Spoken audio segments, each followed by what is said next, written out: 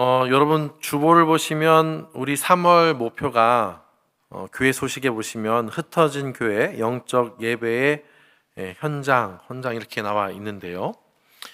우리가 흩어진 교회라는 표현을 우리는 자주 사용합니다. 우리 한 사람 한 사람이 교회이고 또 우리의 삶의 자리가 큰 의미가 있기 때문이죠. 특별히 그 가운데서 보면은 영적 예배의 현장 또 헌장 이렇게 되어 있는데 이 영적 예배의 그 자리가 실은 삶의 자리다라고 말을 하고 있죠. 그런 의미에서 참된 예배를 우리가 좀 정의 또 정리할 때에 지금 이 자리에 모이는 예배도 참된 예배이지만 정확하게는 공식적인 예배이고요. 공예배라고 표현하죠. 그리고 더 나아가서 또 진짜 예배의 자리는 어디입니까? 이 자리에서 벗어나 삶의 자리가 참된 예배의 자리가 되어야 하는 것이죠. 히브리서 13장 15절에서 16절을 통해 보시면 예수로 말미암아 항상 찬송의 제사를 하나님께 드려야 한다라고 말씀하신 후에 16절에서 선을 행함으로 서로 나누어 주기를 잊지 말라. 왜냐하면 이것이 하나님께서 기뻐하시는 제사이기 때문이다라고 말씀하고 계시죠. 그러니까 참된 예배는 주일 예배당 문을 열고 세상으로 나아갈 때에 비로소 본격적으로 시작되는 겁니다. 예배로 여기서 끝나는 것이 아니라 진짜 시작은 우리 삶의 발걸음 가운데 있는 것이죠. 이 말씀을 아마 많이 들으셨을 겁니다. 왜냐하면 제가 처음 동천교회 2020년도에 왔었을 때 2층 로비에 보시면 기억나십니까? 유리에 큰 현수막 하나가 있었던 것 기억나세요? 도시 그림이 막 있고 사진이 있었던 거기에 이제 도심의 현장이 우리의 선교의 현장이고 예배의 현장이다라는 문구가 있었던 것 기억하시는지 모르겠지만 그것을 표로 엄청 크게 붙어져 있었죠. 이것을 로마서 12장에는 산 제물로 하나님께 드림이 된다라고 표현을 합니다. 세상 속에서 우리의 몸을 산 제물로 드린다. 이것을 좀 더 구체적으로 오늘 이 시간 살펴보고자 하는데요. 이것을 두 가지 단어로 표현할 수 있습니다. 관계와 사랑. 밖에서 사람들과 맺는 그 관계 속에서의 우리의 모습, 그 관계 속에서 나타나야 할 모습인 바로 사랑. 이것을 구체적으로 어떻게 실천해 나아갈 수 있는지, 또 어떤 모습으로 나아가야 되는지를 세 가지로 이 시간 오늘 본문을 통해 정리해 보고자 합니다. 그 첫째는 위선 없는 진실한 사랑입니다. 9절을 보시면 바울은 사랑에는 거짓이 없나니 라고 말씀하고 계시죠. 여기서 거짓이 없다라는 표현은 그때 당시 고대 그리스의 연극에서 연기를 할 때 배우들이 쓰던 그 가면이 있는데 이 가면을 벗어버리는 것을 거짓이 없다라고 표현하고 있는 겁니다. 우리는 교회 안에서 신앙을 잘 지키고 신앙생활을 잘 하는 그런 모습의 아름다운 가면을 쓰려고 하죠. 난 기도를 잘 하는 사람이야. 난 말씀에 잘 순종하는 사람이야. 난 정말 예배를 잘 섬기고 하나님 말씀대로 살아가는 사람이야 라고 하는 가면을 쓰는 경우들이 종종 있죠. 우리 성도님들 사이에서는 그런 모습은 잘 없어 보이지만 주변에는 너무나 많이 있습니다. 나는 신앙인다워야 한다라는 완벽주의 가면을 쓰기도 하고요. 내 약함을 들키면 안 돼 라고 하는 두려움의 가면을 쓰기도 합니다. 나는 상처를 받지 않았어. 난 괜찮아. 난 괜찮다니까 라고 하면서 강한 척하는 가면을 쓰기도 하죠. 이 가면을 쓰는 사람들은 우리가 때로는 그럴 수 있잖아요 라고 말하면서 그 가면을 쓴 것을 정당화하고 이 가면으로 인해 또 다른 누군가가 은혜를 받으니까 좋잖아요 라고 하면서 자신을 합리화하는 경우도 많습니다. 그러나 바울은 참된 사랑은 가면을 쓰는 것이 아니라 외식이 없어야 한다라고 말합니다. 왜냐하면 하나님께서 그것을 정말 엄청 싫어하시기 때문이죠. 하나님께서 이 가면을 얼마나 싫어하시는지를 알 수 있는 사건이 사도행전 5장 사건입니다. 아나니아와 삽비라 사건이죠. 그들의 모습은 밭과 집을 다 팔아서 온전히 헌신하는 헌신의 가면을 썼습니다. 너무나도 사랑스러운 모습이죠. 헌신과 사랑의 모습을 연출했습니다. 그러나 그 내면에는 마음에 사탄이 가득하여 라고 표현하고 있죠. 사탄이 가득하여 진실을 숨깁니다. 그 속마음을 다 아시는 하나님께서 그 내면의 거짓을 다 아시고 그 헌물을 받지 않으셨을 뿐만 아니라 깜짝 놀랄 만한 결과가 일어나게 되죠. 그 즉시 죽게 됩니다. 예배는 화려한 신앙적 형식이 아닌 내면의 진실성에서 출발하는 겁니다. 자, 그러면 이 가면을 벗은 진실한 모습의 사랑, 이것은 어떤 모습일까요? 진실한 사랑에는 두 가지 얼굴을 가지고 있다라고 오늘 본문은 말합니다. 단호함과 따뜻함입니다. 이 단호함이라는 것은요, 악에 대해서는 단호히 선을 긋고 죄를 깨닫게 돕는 따뜻함, 온유한 징계가 있어야 한다라고 말합니다. 9절에 말씀하고 있죠. 악을 미워하고 선에 속하라. 성도 여러분, 죄인을 사랑해야 하는 것 맞습니다. 그런데 그 사랑의 방법이 있는 것이죠. 바로 그 죄를 알게 하고 회복시켜주는 역할을 하는 것이 사랑의 표현입니다. 이것을 위해 먼저 죄인이 지은 죄를 명확히 깨닫도록 도와야 하고요. 그리고 따뜻함도 있어야죠. 온유한 심령으로 정죄하는 것이 아니라, 또 자신의 의를 드러내는 것이 아니라 그를 진심으로 사랑하는 마음으로 회복의 자리로 인도해야 하는 것이죠. 그리고 만약 잘못한 것이 분명하면 어떻게 해야 할까요? 징계가 있어야 합니다. 영원한 심판을 말하는 게 아닙니다. 그 죄를 깨닫게 할 징계가 필요한 것이죠. 이 징계가 곧 사랑입니다. 잠언 3장 11절에서 12절 보시면 여호와의 징계를 가볍게 경히 여기지 말라. 그 꾸지람을 싫어하지 말라라고 말씀하시죠. 왜냐하면 여호와께서 사랑하는 자를 뭐 하신다고요? 징계하시기 때문이다. 사랑하기 때문에 징계를 행하신대요.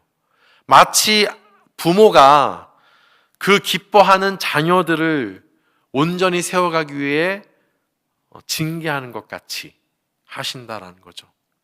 이 징계의 모든 일의 과정에는 우리의 생각이 아닌 하나님이 중심이 되어야 합니다. 상대방을 사랑하는 그 진실한 마음이, 따뜻함이 뒷받침되어야 하는 것이죠. 이러한 내면의 진실함은 더 나아가서 구체적인 관계로 나아가죠. 그것이 바로 10절의 이야기입니다. 형제를 사랑하여 서로 우애하고 존경하기를 서로 먼저 하며 라고 말씀하시죠. 여기서 이 관계가요, 이 진실함 가운데에서 이렇게 따뜻함과 단호함을 행하며 나아가면서 우리는 형제처럼, 가족처럼 사랑하고 우애하며 나아가야 합니다. 단순한 관계가 아닌 것이죠. 특별히 오늘 본문에 보시면 이 가족 관계 속에서 잘 표현하지 않는 단어를 표현하고 계신데요. 존경이라는 단어입니다. 고대 사회에서 존경은 오직 높은 지위에 있는 사람만 바치는 그 내용이 존경이죠. 그러나 바울은 자신의 권위를 내세우지 않고 서로의 그 위치, 지위를 높여주는 상호 존중이 가족 간에 있어야 한다라고 말하고 우리 사이에 있어야 한다라고 명령하십니다. 그러니까 교회 공동체는 이해관계로 맺어진 계약 공동체가 아니라 직분과 권위가 중심이 되는 것이 아니라 다 같이 가족이고 예수 그리스도의 보혈로 맺어진 관계이며 가족이기 때문에 편하게 대하라는 것이 아니라 어떻게 해요? 서로 존경해 줘야 한다는 거죠.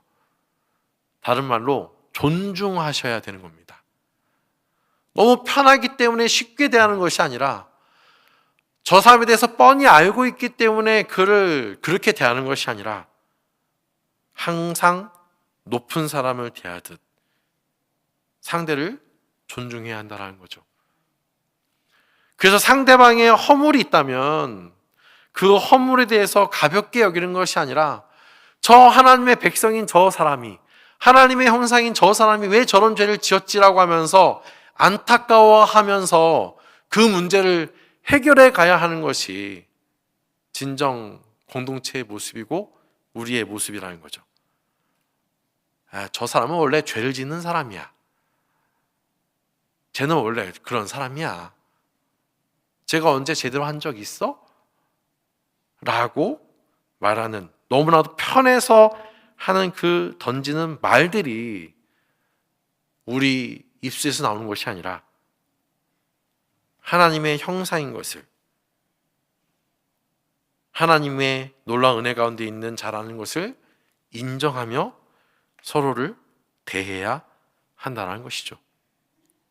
또한 이것이 가식으로 그렇게 대하는 것이 아니라 앞서 말씀드렸던 진실함 가운데서 이것을 이루어야 합니다. 그래야지만 옆에 있는 사람이, 또한 잘못한 사람이, 실수한 사람이 이 공동체 속에서 진실된 고백으로 나아갈 수 있는 겁니다. 우리가 소그룹을 이야기하고 있잖아요. 소그룹에 많은 핵심들이 있지만 그곳에서 서로 대화가 오가야 됩니다. 자신의 문제를 내려놓고요, 해결받으며 나가야 되는데 그 안에서의 존경과 존중이 없다면 어찌 그 속마음들을 끄집어내고 이야기할 수 있겠습니까? 그 부분들을 이야기하고 있는 것이죠. 그래서 그 속에서 그들의 상황을 안타까워하고 그들에게 직접적인 사랑을 주고 실천하는 자가 되어야 합니다.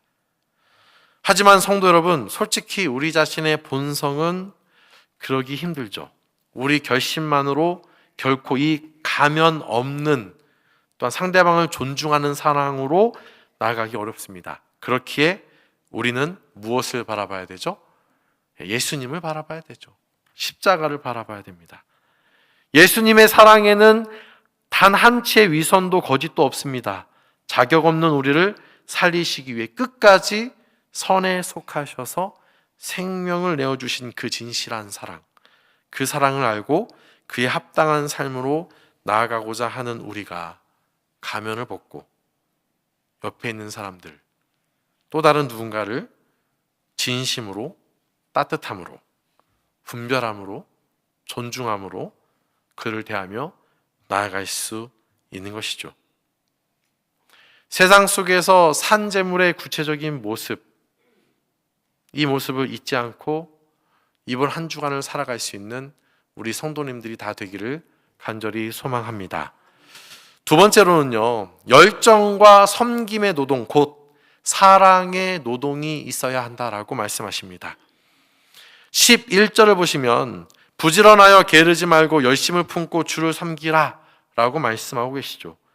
원문으로 좀 보면 열심에 있어서 절대 뒤처지거나 게으르지 말고 치열하게 나아가야 한다라는 뜻입니다. 경주와도 많이 표현을 하죠. 성도에게 있어서 이 영적 열심은 마지못해 하는 억지 의무가 아니라 구원하신 하나님을 향한 사랑의 표현입니다. 바로 주를 섬기는 것이 이것이기 때문이죠. 옆에 있는 사람을 대하는 것이 곧 누구를 대하는 겁니까? 네, 주님을 대하는 것이죠. 여기서 특별히 주를 섬기라라고 했을 때 이 섬기라라는 표현은 한 번 봉사하는 것이 아니라 종이 항상 주인을 모시는 것과 같이 지속적으로 일상적으로 섬기는 것을 의미합니다. 내가 교회 안에서 이름 없는 자리에서 삶의 자리에서 묵묵히 섬기는 것이 주님을 섬기는 예배이고요. 나아가 이 섬김은 좀 더 구체적으로 표현하면 힘든 부분이지만 물질과 시간의 헌신으로까지 확장이 됩니다. 12절과 13절의 내용이죠. 환난 중에 참으며 기도에 힘쓸 뿐만 아니라 성도들의 쓸 것을 공급하며 손 대접하기를 힘쓰라라고 말씀하시죠. 여기서 공급하면은 내 지갑을 열어, 나의 카드를 열어 성도의 궁핍함에 깊이 참여하고 나누는 것을 뜻합니다. 또한 손 대접이라는 것은 낯선 사람, 나랑 친하지 않지만 내가 만나고 나와 함께하게 된 그 모든 사람들, 또한 소외된 사람을 초대하여 구체적으로 수고를 하라라는 뜻입니다. 이 모든 일에는 나의 유익은 없습니다. 대가나 유익을 바라지 않는 것이고요. 이것을 온전히 이루기 위해 필요한 것은 당연히 앞서 언급되었던 진실된 마음인데 어떤 마음입니까? 나의 수고로 인해 돌아올 유익을 바라는 것이 아니라 오직 예수님을 섬긴다라는 그 마음으로 헌신을 그 속에 담겨야 하는 것이죠. 사람을 섬기는 것이 곧 예수님을 섬기는 것이기 때문입니다. 이와 같은 모습을 잘 보여주는 성경의 인물이 있죠. 바로 룻과 보아스입니다. 이방 여인이었던 룻은 하나님의 백성으로 들어오면서 시어머니인 나오미를 온전히 섬겼고요. 보아스는 이 이방 여인 룻을 온전히 섬김으로 나아갑니다. 헌신된 노동으로 나아가죠.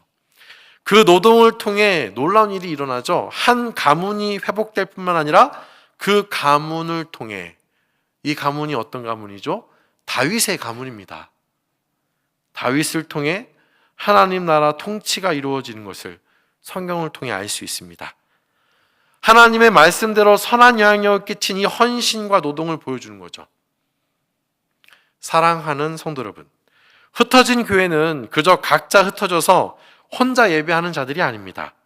우리의 일상은 세상과 이웃 한가운데로 보냄을 받은 이 치열한 헌신된 노동의 현장 속에 있는 것이고요. 이 흩어진 교회인 우리는 함께 이 노동에 동참함으로 함께 예배함으로 나아가는 동역자인 것이죠. 가정, 직장, 학업, 사회 속에서 위치는 다 다르지만 이 마음을 품고 함께함이 함께 하나님께 예배 올려드리는 것과 같은 것이죠. 그런데 이것을 우리가 실천하고자 할 때마다 힘들고 어렵습니다. 그리고 계속 안 좋은 생각이 들죠. 내 수고를 알아주지 않으면 금세 어떤 병이 일어나죠? 섭섭병이 일어납니다. 섭섭해요. 괜히 섭섭해요. 봉사하고 나서 또 섭섭해요. 하나님을 위한다고 하지만 자신에게 유익이 없기에 열정이 식어버리고요. 이 하나님이 쓸 이 그릇이 깨어져 버리는 안타까운 결과를 맞이하게 됩니다. 내 힘과 내 의지만으로 섬기면 이런 결과를 낳는 것이죠. 그래서 우리는 어떻게 해야 할까요?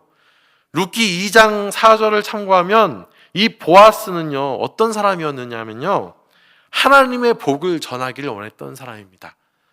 그래서 항상 자신의 종들에게도 하나님의 복이 너에게 임하기를 원한다라고 고백했던 사람이에요. 그것도 어떤 사람이냐면요, 룻기 2장 12절을 보시면 하나님이 우리가 행한 일에 부응하시는 분이시다라는 고백이 있었어요. 이 모든 헌신을 하나님께서 아시고 나에게 필요에 따라 분명히 하나님께서 행하실 일들을 나에게 행해 주시고 은혜를 베풀어 주실 거야. 그러니 나는 하나님의 종으로서, 나는 하나님을 경외하는 자로서 이 일을 감당해야지라고 그 마음을 품었던 사람이 바로 보아스였던 것이죠. 곧 그는 그 마음의 중심에 하나님을 두었고요. 하나님을 경외했으며 하나님께서 이 세상을 향해 무엇을 바라보고 계신지를 알고 바라봤던 사람이 이 보아스입니다. 이와 같은 모습이 우리에게도 있어야 되고 이 마음을 품어야 하는 것이죠. 그래서 우리는 12절 말씀, 오늘 본문 12절을 기억해야 하는 것이죠. 소망하고 즐거워하며 정말 힘들다면 뭘 해야 됩니까? 인내하면서 기도해야 하는 것이죠. 마지막 셋째로 갈등 속에서도 우리의 하나됨을 지켜야 합니다. 우리의 마음의 하나됨을 지켜야지만 산 제물로 올려드릴 수 있습니다. 우리가 공동체 안팎에서요, 사랑하려고 애쓰다 보면 반드시 환난과 갈등이 찾아오죠. 그래서 바울은 14절에서 가장 힘든 명령을 내립니다. 너희를 뭐하는 자요? 박해하는 자를 뭐하라고 하십니까? 축복하랍니다. 하실 수 있으십니까? 축복까지는 아니고요. 이것은 아마 저주하지 말라라는 뜻 같습니다. 저주하지 말라. 그리고 선한 마음을 품으라 라는 뜻과 같습니다. 어떻게 우리가 축복까지 할 수 있겠어요? 하지만 그것에 대해서 상처를 입거나 힘들어하지 말고 도리어 그 상황 속에서 선한 것을 찾고 그 속에서 악을 이겨서 하나님의 자녀다운 모습으로 이 문제들을 해결해가는 모습이 우리 가운데 있어야 함을 말씀하는 것이겠죠. 누가복음 6장 27절 28절 보시면 원수를 사랑하고 미워하는 자를 선대하며 저주하는 자를 축복하며 너희를 모욕하는 자를 위해서 무엇을 해야 할까요? 기도해야 합니다. 지금 세상이 안타까우시죠? 정치가 안타깝고 경제도 안타깝고 또한 대외적으로 전쟁과 기근과 핍박과 또한 불의와 위선과 이 모든 것들이 너무나도 안타깝고 혐오스러우십니까? 그럼 그때마다 혐오스럽다고 말하는 것이 아니라 우리는 무엇을 해야 되죠? 기도하셔야 됩니다. 그게 진짜 하나님 말씀 앞에 선 자의 모습 아니겠습니까? 세상은요, 그 악한 것에 대해서 악으로 갚고요, 모욕으로 갚지만 교회의 반응은 그 박해자를 저주하는 것이 아니라, 욕하는 것이 아니라 그 속에서 도대체 왜 그런 결과를 맞이했을까라고 생각하면서 우리는 기도함으로 나아가야 하는 것이죠. 이 문제들을 해결시켜 달라고 말입니다. 그러면서 그 속에서 예수님의 그 십자가 사랑을 보여줄 필요가 있죠. 바로 긍휼이 필요합니다. 그래서 기도와 동시에 필요한 게 뭐냐면 공감 능력입니다. 그래서 15절 보시면 즐거워하는 자들과 함께 즐거워하고 우는 자들과 함께 울라라고 말씀하시죠. 이 공감은 상대방의 상태에 대해서 헤아려 알고 그 짐을 함께 지는 겁니다. 나의 일로 여기는 거죠. 이것이 긍휼입니다. 근데 슬퍼한 자와 슬퍼하는 거는 어떻게 되겠어요? 하지만 정말 즐겁고 좋은 일에 함께 즐거워하실 수 있으십니까? 시기심이 없다면 하실 수 있으십니다. 하지만 시기가 있다면 우리는 배 아파하죠. 그리고 내가 평상시에 미워했던 사람이 더더욱 더 잘 된다? 그럼 배 아픔을 넘어서 그 모든 상황을 그럴 리는 없겠지만 저희 성도님들은 저주하는 데까지 나아가죠.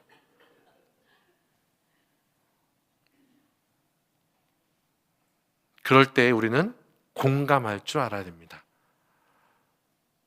저렇게 죄를 짓는 사람이 저렇게 잘 되면 나중에 큰일 날 텐데 하나님께서 어떻게 그를 역사하시려고 저렇게 하실까? 안타까워해야 하는 거죠. 정말 그 사람이 악인이라면. 그럴 때에 악을요, 선으로 이길 수 있는 공동체가 되는 겁니다.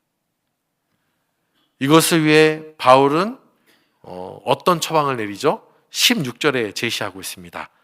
서로 마음을 같이하며 높은 데 마음을 두지 말고 도리어 낮은 데 처하며 스스로 지혜 있는 채 하지 말라. 우선 마음을 같이 해야죠. 어떤 마음입니까? 우리끼리 마음 맞는다 이 뜻이 아닙니다. 우리끼리 못된 마음을 같이 하면 되겠습니까? 하나님의 그 마음을 같이 하여서요, 예수님이 가신 그 낮은 자리에서 이 세상을 바라보고 안타까워해야 하는 것이죠. 흩어진 교회가 흩어진 그 자리에서요, 세상에 전염이 되어서 마음이 바뀌는 것이 아니라 그 마음 하나하나가 다 하나님 예수 그리스도의 마음을 품고 그 자리에 서서 이 세상을 바라볼 때 하나님 앞에 겸손함으로 지혜롭게 바라보고 그 속에서 이 세상을 향해 기도하고 나아갈 때 진정 하나님이 기뻐하시는 그 눈물로 기도하고 또 그 눈물의 기도를 통해 놀라운 변화가 일어나게 되는 것이죠. 곧 중요한 것은 바로 이 마음을 품는 겁니다. 그 십자가의 마음, 하나님의 사랑. 이것을 꼭 기억할 수 있는 우리 모든 성도님들이 다 되기를 간절히 소망합니다. 제가 이 기억이라는 단어를 참 좋아하는데요. 제가 좀 많이 쓰죠. 항상 말씀에 기억하길 바랍니다. 잊지 마시길 바랍니다. 이 말을 많이 쓰는데요. 이 기억이라는 것이 우리한테 너무나도 중요하다라고 합니다. 이 철학자 폴 리퀘르라고 하는 사람이요, 프랑스 철학자입니다. 기억, 역사, 망각에서라는 그 책이 있습니다. 거기에 이 기억이라는 것이 얼마나 중요하냐면요, 기독교 사상가이기도 합니다. 얼마나 중요하냐면 자신의 정체성을 매 순간 잊지 않게 하는 방법 가운데 하나가 기억이라고 합니다. 우리의 과거, 현재, 미래 이 하나로 쭉 연결됨에 있어서 나의 이 심리적 정체성을 계속 유지시켜 주는 것은 뭐다? 기억하는 것.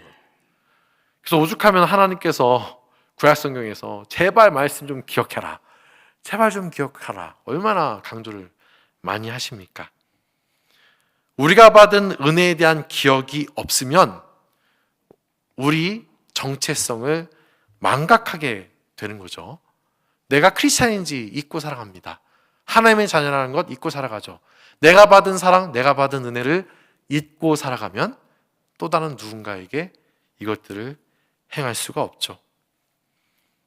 다시 말씀드리지만 꼭 이것들을 잘 기억하셔서 가면을 벗은 진실한 사랑과 뜨거운 열정의 섬김과 한 마음으로 하나님의 마음을 품고 한 마음으로 삶의 현장 가운데서 우선 먼저 교회에서 그한 모습을 보이시고 더 나아가 삶의 현장 속에서 그리 삶을 살아내어 오직 하나님께 온전히 예배로 올려드리는 모든 관계 속에서 사랑을 실천하고 보여주는 우리 모든 성도님들이 다 되기를 간절히 소망합니다.